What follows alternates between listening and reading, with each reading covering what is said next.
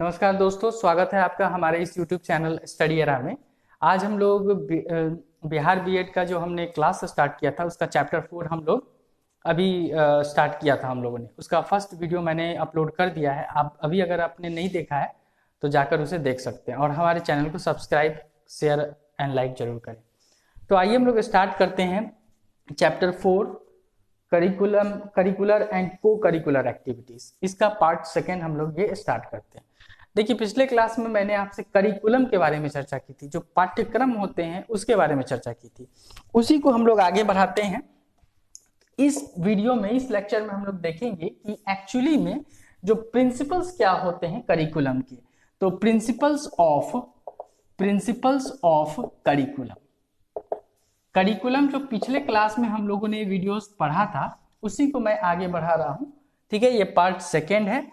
तो करिकुलम के प्रिंसिपल्स क्या है, मतलब कुछ सिद्धांत होते हैं। प्रिंसिपल का मतलब क्या होता है, यहाँ पे सिद्धांत है। ये प्रिंसिपल का मतलब यहाँ पे सिद्धांत है। क्या सिद्धांत होने चाहिए एक करिकुलम अगर डिजाइन किया जा रहा है। एक करिकुलम, एक पाठ्यक्रम, मैंने आपको पाठ्यक्रम क्या होता है, ओवरऑल पूरे स्कूल का एक खाका होता है जिसमें पढ़ाई लिखाई खेल कूद सभी सारी चीजें होती हैं। लेबोरेटरी से लेकर लाइब्रेरी, प्ले ग्राउंड, सब कुछ। तो उसको बनाने के पीछे सिद्धांत क्या होते हैं, कैसे, किन बातों का ध्यान रखना चाहिए करिकुलम को बनाते समय। जो करिकुलम बना होता है, हम लोग अक्सर देखते हैं कि हम जो किताबें पढ़ते हैं या फिर जो स्कूल में हम लोग जो भी एक्टिविटीज करते हैं, स्कूल में डिस्कशन हो, ग्रुप डिस्कशन हो, कुछ भी हो, वो सभी करिकुलम के अंदर आता है। तो ये कैसे डिजाइन किया जाता है, कोई भी जो इसके लिए बड़े बड़े जो हाई ऑथराइज्ड पीपल होते हैं वो लोग बैठते हैं और तभी सबके माइंड को रीड करके सभी बातों को ध्यान में रखते हुए, चाहे वो स्टूडेंट हो, स्टूडेंट के भी बातों को ध्यान में रखा जाता है, टीचर्स के भी बातों को ध्यान में रखा जाता है, कम्युनिटी के भी बातों को ध्यान में रखा जाता है, क्या एक्टिविटी करवानी है, उन सभी को ध्यान में रखते हुए तब जाकर करिकुलम का प्रिंसिपल तब जाकर इसका जो करिकुलम है उसको डिजाइन किया जाता है। ठीक है, तो उसी पे कुछ चर्चा करते हैं। पहला जो करिकुलम है वो कहता है कि जो प्रिंसिपल है वो स्टूडेंट बेस्ड होना चाहिए। जो प्रिंसिपल क्या होना चाहिए, the principle should be child centred. Should be नहीं, यहाँ पे the principle of child centredness. इसका मतलब क्या है कि जो प्रिंसिपल हो, जो सिद्धांत हो करिकुलम का, किसका, हम करिकुलम की बात कर रहे हैं, इतना आप याद रखिएगा। हम लोग करिकुलम की बात कर रहे हैं, पाठ्यक्रम की बात कर रहे हैं। तो जो पाठ्यक्रम हो वो क्या होना चाहिए, चाइल्ड सेंटर्ड होना चाहिए। मतलब एक बच्चे के चीजों को ध्यान में रखकर डिजाइन किया होना चाहिए। ठीक है, यही इसमें कहा गया है कि चाइल्ड सेंटर्ड होना चाहिए। हमेशा इन बातों को ध्यान रखा जाना चाहिए कि जो भी हम लोग करिकुलम डिजाइन कर रहे हैं वो चाइल्ड सेंटर्ड हो, बच्चे की बातों को ध्यान में रखकर तब डिजाइन किया जाना चाहिए। अब क्या ध्यान में रखना जाना चाहिए कि ऐसी चीजें हम रखें जो बच्चे पढ़ सके, जो बच्चे याद कर सके। ठीक है, ये सारी चीजें हमें रखनी होगी। दूसरा प्रिंसिपल की अगर हम बात करें, दूसरे प्रिंसिपल की अगर हम बात करें, the principle of community centredness. ठीक है, कम्युनिटी सेंटर्ड मतलब सामाजिक जो होता है, सामाजिक कह लीजिए, सोशल कह लीजिए, ठीक है, एक ही है। तो जो करिकुलम में जो सिद्धांत यूज होना चाहिए, जो करिकुलम पाठ्यक्रम जो बनना चाहिए वो कम्युनिटी बेस्ड होना चाहिए। समाज में क्या प्रॉब्लम्स हैं, समाज से रिलेटेड होना चाहिए। क्योंकि हम जो पढ़ते हैं अगर उसका यूटिलाइज अगर हम समाज में नहीं कर सके तो वो तो बेकार है पढ़ना। क्योंकि हम लोग किताबें में वही चीजें रखनी चाहिए जो हमारे समाज के साथ जुड़ी हुई होनी चाहिए। नैतिक सिद्धांत जो बोलते हैं उससे कंसर्न होना चाहिए, उससे रिलेटेड होना चाहिए। समाज के जो प्रॉब्लम्स है उसके इर्द गिर्द होना चाहिए, ताकि क्योंकि हमें समाज में ही रहना है तो उसको ध्यान में रखकर, सामाजिक चीजों को ध्यान में रखकर हमारे करिकुलम को डिजाइन होने की जरूरत है। ठीक है, ये बहुत जरूरी है। तीसरा क्या है, तीसरा है teacher based curriculum. Teacher based curriculum. Teacher based भी होना चाहिए, शिक्षक के ऊपर भी, ताकि शिक्षक जो है अच्छे से उन चीजों को अच्छे से पहले से पढ़ के जाए, तैयार करके जाए और तब जाकर उसको लेक्चर दे, ताकि स्टूडेंट जो है समझ सके, उनको जान सके। ठीक है। नेक्स्ट में अगर हम बात करें तो subject based curriculum. Subject based curriculum क्या हो गया कि जो भी सब्जेक्ट हम पढ़ रहे हैं, ठीक है, जो भी सब्जेक्ट हम पढ़ रहे हैं उनके बारे में चीजें रखी जानी चाहिए। मतलब ऐसा नहीं कि सब्जेक्ट कुछ और है और उसमें कुछ और भी टॉपिक डाल दिए। तो सब्जेक्ट बेस्ड होना चाहिए, हमारा जो करिकुलम है, पाठ्यक्रम है, वो सब्जेक्ट बेस्ड होना चाहिए। ठीक है। नेक्स्ट में हम लिखते हैं forward looking principle. Forward looking principle में क्या है, देखिए मैं शॉर्ट फॉर्म में बता रहा हूं, उसको आप याद रखेंगे। ठीक है। फॉरवर्ड लुकिंग प्रिंसिपल क्या है कि हमें ऐसी चीजें पढ़नी चाहिए, ये जो फॉरवर्ड लुकिंग है काफी इंपॉर्टेंट है, हमें ऐसी चीजें पढ़नी चाहिए जिसका यूटिलाइज हो सके, और जो चीजें हमें यूज करनी है हमें ऐसा पढ़ना चाहिए कि ऐसा नहीं है कि मान के चलिए कि कोई चीजें हमें अभी से 6 महीने के बाद जरूरत है और उस 6 महीने के बाद वो चीजें हमें ना मिल सके, तो फिर हमने जो पढ़ा वो बेकार है। तो इसीलिए भविष्य को ध्यान में रखते हुए भी करिकुलम, पाठ्यक्रम को डिजाइन किया जाना चाहिए। ठीक है। छठा में हम लोग देख लेते हैं सिक्स प्रिंसिपल क्या है। सिक्स प्रिंसिपल क्या है, activity based principle. Activity based principle क्या है? एक्टिविटी बेस्ड प्रिंसिपल क्या है? क्रियाविधि, इसको बोलते हैं क्रियाविधि। क्रियाविधि का मतलब यहाँ पे क्या हो गया, स्टूडेंट को सिर्फ पढ़ाया ही नहीं जाना चाहिए, उसके साथ साथ कुछ एक्टिविटीज करवानी भी चाहिए। और एक दो का एक्टिविटीज नहीं, बहुत सारे एक्टिविटीज करवानी चाहिए, क्योंकि एक्टिविटीज के साथ स्टूडेंट का माइंड शार्प होता है, उनका माइंड जो है खुलता है। तो क्रियाविधि का जो प्रोसेस है उसको भी इस करिकुलम में, हम करिकुलम की बात कर रहे हैं, आप मैं बार बार इस चीज को रिपीट कर रहा हूं कि हम करिकुलम की बात कर रहे हैं, कि हमारे पाठ्यक्रम में ये सभी चीजें जुड़ी होनी चाहिए, रहनी चाहिए। एक पाठ्यक्रम कैसा होना चाहिए, तो इन सभी प्रिंसिपल आधारित होना चाहिए। ये सभी जो प्रिंसिपल, जो हमने अभी 6 प्रिंसिपल डिस्कस किए हैं, इन सभी पे आधारित होना चाहिए। क्रियाविधि मतलब एक्टिविटी बेस्ड होना चाहिए, इसमें एक्टिविटी होना चाहिए, एक्टिविटी होना चाहिए, बहुत सारे एक्टिविटीज होने चाहिए, चाहे ग्रुप डिस्कशन का हो या फिर क्या हो, लाइब्रेटरीज हो, लाइब्रेरी हो। एक्टिविटीज जो होता है वो अलग, टेस्ट जो होता है, एक टेस्ट, हमेशा टेस्ट लेते रहना चाहिए, इससे स्टूडेंट का क्या होगा, डेवलप करेगा माइंड। मार्क्स अगर जिनको अच्छा आया उसको और भी प्रेरित करिए, जिनको कम आया उनको सुधार करने के लिए कहिए। तो इस टेस्ट के जरिए हम क्या कर सकते हैं, एनालाइज कर सकते हैं। किसको एनालाइज कर सकते हैं, स्टूडेंट को एनालाइज कर सकते हैं। ठीक है। तो ये सभी चीजें हमारे पाठ्यक्रम में होनी चाहिए।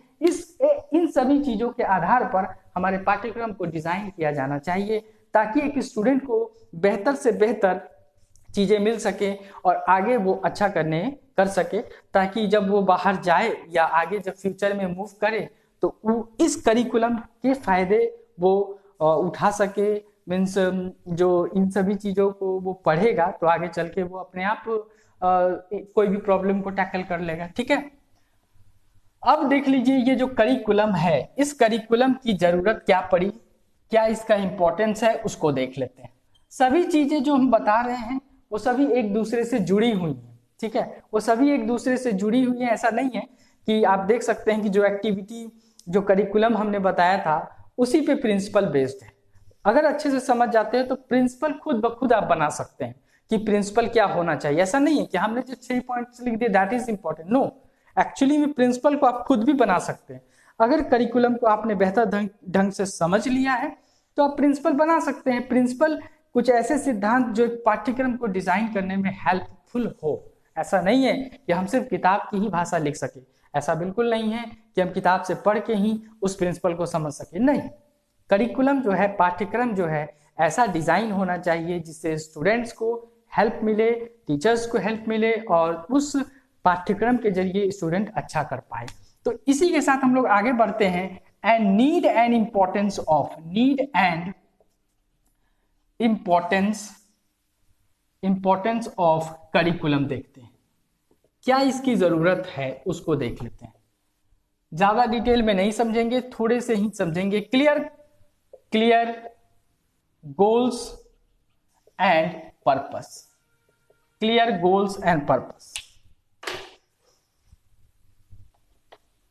एक बार मैं मार्कर चेंज कर लेता हूं।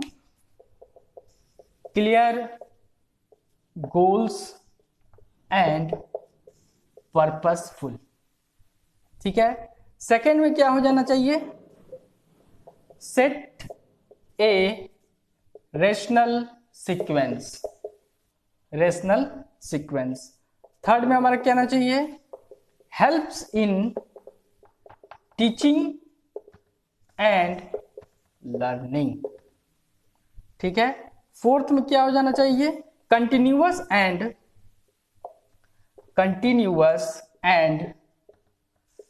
comprehensive एडुकेशन, ठीक है। फिफ्थ में क्या हो जाना चाहिए, कंटिन्यूअस असेसमेंट,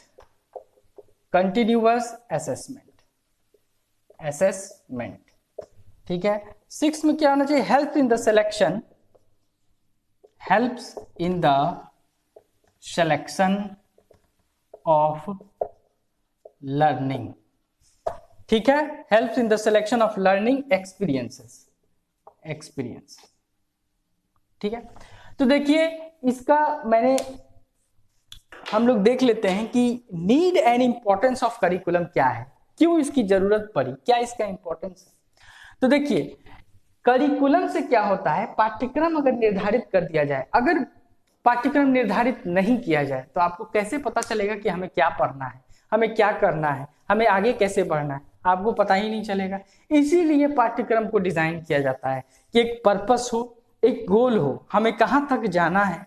क्लास 10th का अगर सिलेबस है तो 10th तक मैथ्स में क्या पढ़ना है, सोशल स्टडीज में क्या पढ़ना है, इंग्लिश में क्या पढ़ना है, जो साइंस में जो एक्स्ट्रा करिकुलर एक्टिविटीज होते हैं, लैब किया जाता है, उसमें कौन कौन से लैब करने हैं, कितने कितने चैप्टर्स में लैब है, ये सारी चीजें हमें कौन बताता है, ये सारी चीजें हमें पाठ्यक्रम बताता है, ठीक है ना। अब बोलेंगे कि नहीं वो तो सिलेबस है, हाँ वो सिलेबस है, लेकिन सिलेबस भी पाठ्यक्रम के अंदर ही आ जाता है।